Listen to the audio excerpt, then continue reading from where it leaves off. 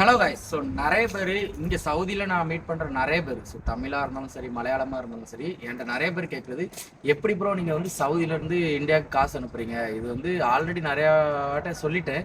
So நிறைய application இருக்குது. இதுக்கு வந்து பார்த்தீங்கன்னா ஃப்ரெண்டி பே இருக்குது, மொபைலி பே இருக்குது, எஸ்டிசி பே இருக்குது, அதுக்கப்புறம் பார்த்தீங்கன்னா பர்க் இருக்குது.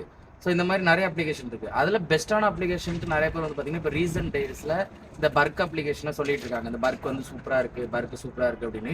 ஸோ என்னை பொறுத்த வரைக்கும் நீங்கள் இந்தியாவிலேருந்து வாரீங்க அப்படின்னாலே, நீங்கள் இந்தியாவிலேருந்து வரும்போதே உங்களோட அக்கௌண்ட்டை பார்த்தீங்கன்னா என்ஆர்இ அக்கௌண்ட்டாக மாற்றிட்டு வந்துருங்க. ஸோ எந்த பேங்க் அக்கௌண்ட் வச்சுருந்தாலும் உங்களோட விசாவோ கொடுத்தோடனே அவங்க வந்து என்ஆர்இ அக்கௌண்ட்டாக மாற்றி தந்துட்டாங்கன்னா, நீங்கள் இங்கேருந்து உங்களோட பேங்க்லேருந்து டேரெக்டாக நீங்கள் அனுப்பும்போது எந்த ஒரு டேக்ஸும் இருக்காது. ஸோ கவர்மெண்ட் சைட்லேருந்து உங்களுக்கு எந்த ஒரு பிரச்சனையும் இருக்காது. ஸோ மேபி எனி யாராவது வாரீங்க அப்படின்னா, ஸோ நீங்கள் வந்து என்ஆர்இ அக்கௌண்ட்டாக மாற்றிட்டு வந்துடுங்க.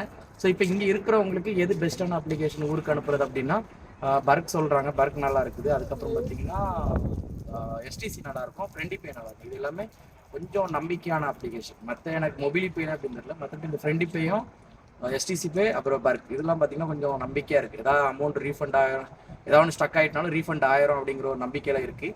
அதனால் மேபி நீங்கள் என்ன ட்ரை பண்ணி பாருங்கள். ட்ரை பண்ணி பார்த்துட்டு எப்படி இருக்குன்னு கமெண்ட் பாக்ஸில் கமெண்ட் பண்ணுங்கள்.